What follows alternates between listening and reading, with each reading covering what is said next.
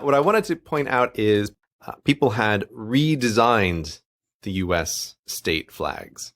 And I saw a whole bunch of these, and I thought there were two that were interesting. This first one is it looks like it's a design project where they decided to do what is sort of the Australia model, which is unify the flags. So can we do all of the flags and give them a similar look? All of the flags are going to be done in only 3 colors, a red, a blue, and a white, so the American colors. And they've gone with very bright blue, a very light bright blue, and a bright red color.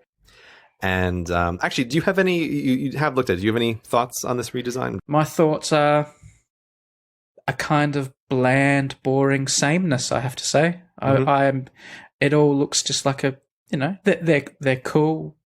I imagine each on their own would be cool, but when you see them all together, it looks a bit too samey. Mm-hmm. And none of them catch my eye. Like, I don't look at one and think Texas, or look at one and think California. I just look at it and think there's a whole bunch of flags that are all kind of similar. Mm-hmm. It's funny because it's my thought too, but it's interesting because I would have expected that I would like this a lot more than I actually do. And I would almost have described something just like this if you had asked me, what would you do with the flags if you were going to try to unify them? And I would think I would probably make all the exact same design decisions that this group has done as well. Let's standardize the colors. Let's standardize design elements. I like a lot of these individual designs. Obviously, Maryland is made vastly inferior because Maryland has the best flag. And so, they had to change all the colors with Maryland. It's like, oh, what a shame to lose that beautiful flag. That's a disaster. Maryland. It's beautiful. It is a disaster. Beautiful. So yes, I was very interested by this design because, like I said, I expected to like it a lot more than I actually do. I still think it is a great bit of design work. And if you go through all 50, if you are a flag nut, they've made some interesting choices about what the representation should be for various states. If you're familiar with the states at all, I think it's interesting to see. But I agree. I think it's almost too bland. And I wonder if 50 is just too many to try and standardize. Except, I've never seen Game of Thrones. You have seen Game of Thrones. I'm a big fan, yes. I'm assuming that this, I will rely on you to say that this is the houses in the show are done like this? There are 4 or 5 or a bit more houses, and each one has a very distinctive banner, that they will take into battle, mm-hmm. and they look just like these things. And it becomes a big part of the show. Like the House of Stark have these wolves on mm-hmm. theirs and things like that. I think the House of Lannister, is that a lion on the Lannister house, I think? These houses each have a very distinctive motif, and they're an important part of the show. Mm. So someone's done each state flag and kind of Game of Throned it, so it looks mm-hmm. like it should be on a staff being carried by a soldier mm-hmm, into mm-hmm. battle, and they're very, very good. Mm-hmm. I'm really impressed by these.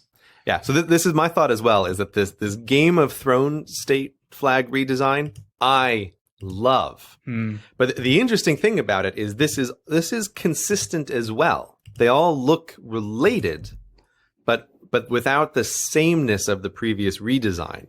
And so I thought these two were an interesting comparison because I look at the first one and I think, oh, maybe 50 flags is just too many to try to have them have a theme.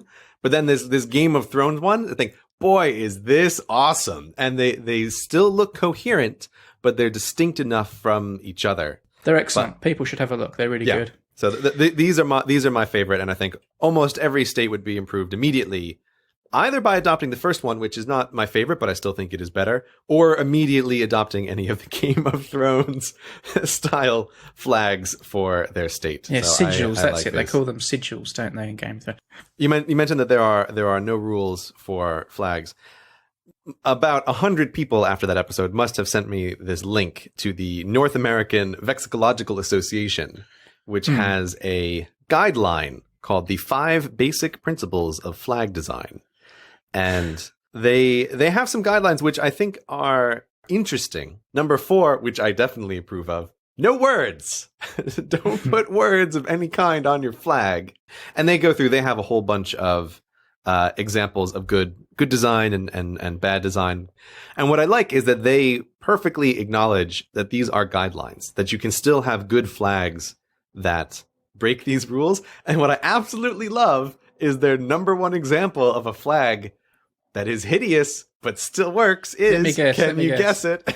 Is it Maryland? It is Maryland. Yeah.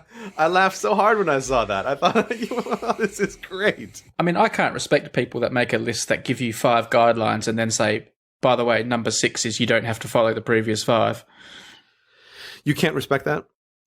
Yeah, it's like here are the rules for designing a flag, and by the way, you don't have to follow the rules. This is And like half those rules were like the most obvious thing in the world anyway. Like, make sure your symbols have meaning. Yeah, Oh, thanks for the advice. I was about to put the planet Jupiter on my flag for Idaho. You think they're simple, but most of the state flags ignore a bunch of those rules. They have words Well, no, all they're over the just place. they're a just million colors. No child could ever possibly draw it. I would say half the flags fail on points 1 through 3 immediately, and then be distinctive or be related. Nobody can agree there on what's happening with the flags. So That's okay. They're just following rule number 6, which said you don't have to follow the rules. I guess maybe, but